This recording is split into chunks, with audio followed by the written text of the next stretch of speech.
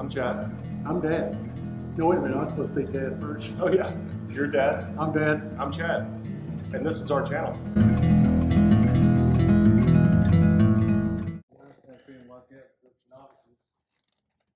Be nice to what? Film like this for a novice. Yeah. So novice to a novice. Yeah. So we got that mounted. Kind of looked at some of the pictures that Rands did, but I ended up using, like I told you guys, the bolt going through the firewall for the ECU, and then an inch away we drilled another hole, and I found something out. Normally we would use a block of wood back here, like say we were drilling from the inside to out here a hole. We'd use a block of wood, and it would, that stainless steel, it would just push it out and leave a lot of nasty sharp pieces. I'd try to push it back down and use a grinder and a file. It's just a mess. I hated drilling through this. Well, we had that aluminum, so I started with a number 40, and then we held this on where we wanted it, and I drilled from the inside through, and you can't see the hole because I've already put the bolt through it, but the hole was like super nice and clean and not, it didn't have any, it wasn't pushed through, like mushroomed out. Anyway, it was super nice. So I don't know, maybe we need to be using a piece of metal on the backside, pushing something really hard instead of wood, because like I said, you guys may have used this before, maybe you haven't, but it'll just make a nasty hole.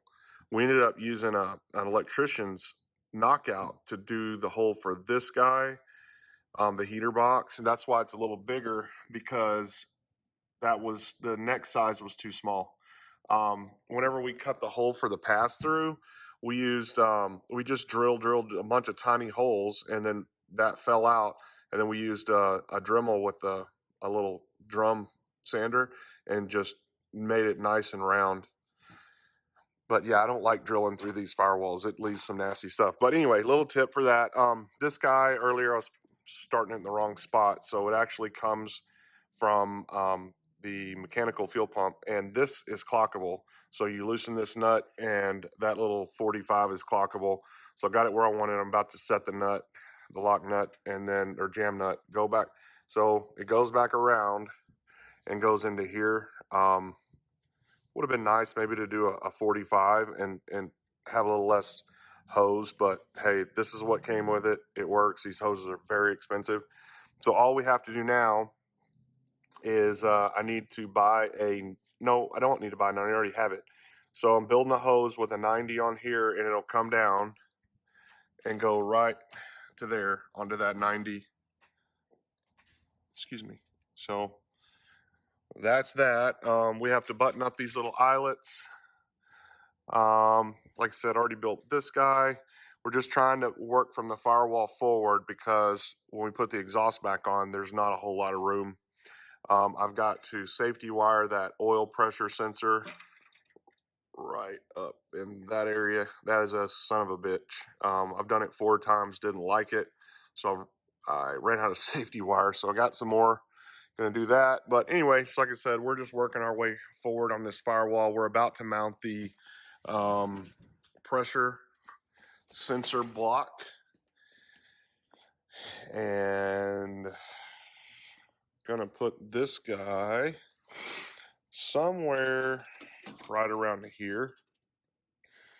And I've explained before, this we'll have a fuel pressure hose coming from here, and then this one will have a map sensor hose, and that will go over to this side of the engine over here.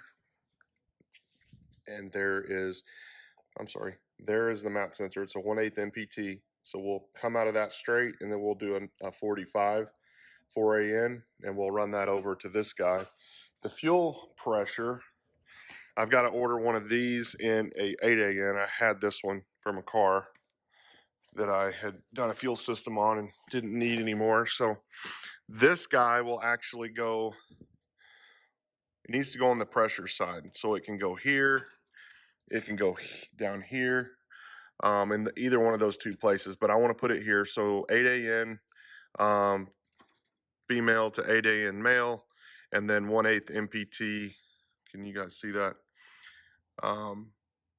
So then I'll put a NPT 1/8 into here. It'll go out to a male flared, a male AN 4, -4 AN male. And then that will run from here up to the bottom of that. And then the other one, like I said, is map. And we're going to actually put a fitting into here and run this hose. Excuse me. Let me move these lev racks. So Rand said that they don't put this hose on, but I've been doing some reading, and the only way that this will ever advance the timing on these ECUs is when it sees map pressure. So I want to call Lightspeed, or maybe somebody can chime in. If this isn't connected, which Rand says they do not, and the pictures prove that, I don't think this engine's ever going to advance timing.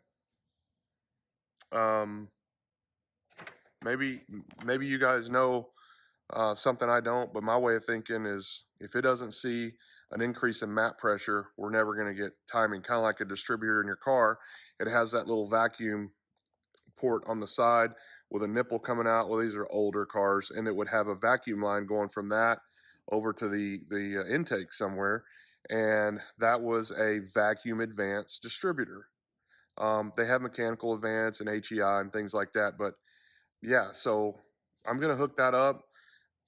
Maybe this thing will get some more power. I mean, that's the whole point of having this big 180 horse motor, is to have the most power that you can get. And if we're not advancing our timing, in my mind, we're not getting any more power than we do at, you know, we're not getting any more power than just, 24 degrees and you advance it. We were doing that yesterday on the dyno. We had a guy that was, every time he advanced his timing at 6,000 or at wide open throttle, his car would picked up more power. There is a point to where it won't, and I think he was at 40, 42, 44 degrees before it wouldn't pick up any more power. I can't remember. I think that's about right. So anyway, that's what we're doing. We're gonna mount that, and then we'll get back to you guys. Wrote the code. So then all we got to do is come over here and pick the program bracket 10 F8. So that looks right. 0 0 0 0. Much. Look at that, looks right. All right, we're gonna punch those. Where's your magic wand?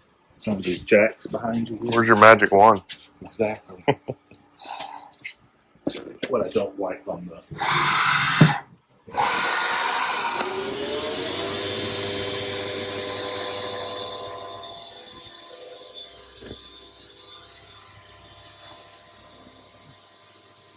I always like to creep in real slow at first.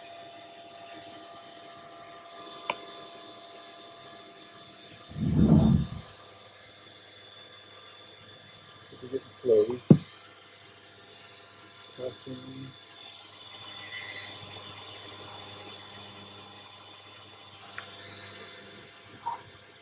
Should be a hole. You can stand up and look from that direction. You may get wet. Yeah, it's working. It's going through. Yep. Okay. See, I'm on the holes, I'm actually going through to Yep.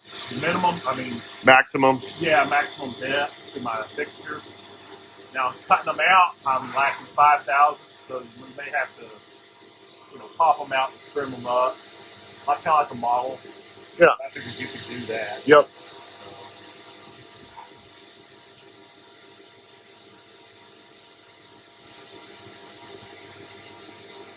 Man, that is just too neat.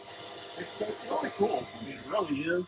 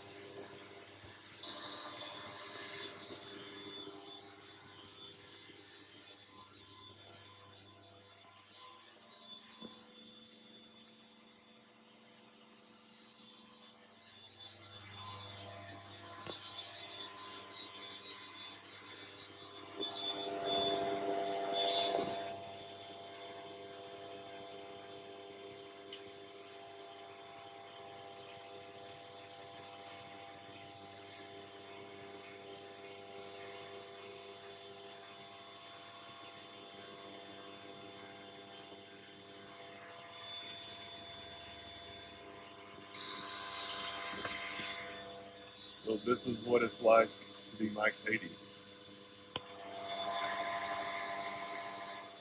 For a day, or for a second, a minute, whatever. But this is still cool. Just imagine having these at your disposal to build anything you wanted. That is just too cool.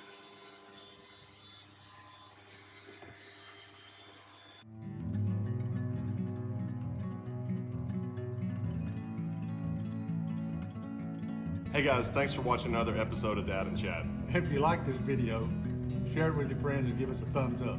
And never miss an episode of Dad and Chad by hitting that subscribe button. Because we'll be back next Tuesday with another episode.